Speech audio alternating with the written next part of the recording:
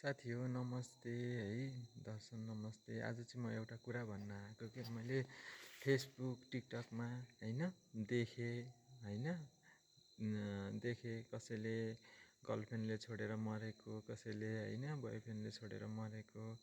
म उनीहरूलाई चाहिँ भन्छु कि होइन मर्नु किन, ल भन न, मरेर के पाइन्छ। मलाई यो ज्यान भनेको बाउआमाले दिएको होइन, यो भनेको बाउआमाले दिएको ज्यान हो। म चाहिँ त्यो भन्छु कि मरेर के पाउने, मलाई अर्काको निम्ति मरेर के पाइन्छ। मलाई हिजो भेटेको हुन् नि त उनीहरू। बाउआमालाई तपाईँहरू मरेर बाउआमालाई कति पिर हुन्छ, कति उयो हुन्छ भनेर त तपाईँले सोच्नु भएको छ। त्यही भएर सोच्ने गर्नु होला। यदि कोही माया गरिराख्नु भएको छ भने चाहिँ होइन यसरी अर्काको निम्ति होइन ज्यान चाहिँ नफालिदिनु होला भन्न चाहन्छु म चाहिँ होइन।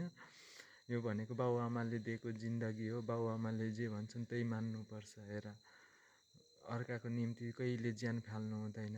उल्टै ज्यान फाल्यो भने थुक्क भन्छ। बरु त्यस्तोलाई जाने मान्छेलाई म चाहिँ भन्छु होइन, जाने मान्छेलाई नि जान दिने हो होइन। उसको अगाडि नबिग्रिकन जहाँ रक्सी केही होइन नखाइकन एकदम आफूलाई स्ट्रङ बनाएर चाहिँ अगाडि बढ्नुपर्छ। उसको अगाडि देखाएर हिँड्नुपर्छ कि मरेर होइन कि। म चाहिँ त्यो भन्छु कि मर्नु कसैले नमर्नु होला भन्न चाहन्छु म चाहिँ है। मरेर के पाउनुहुन्छ बिचरा बुवाआमाको एकचोटि मुख हेर्नु त।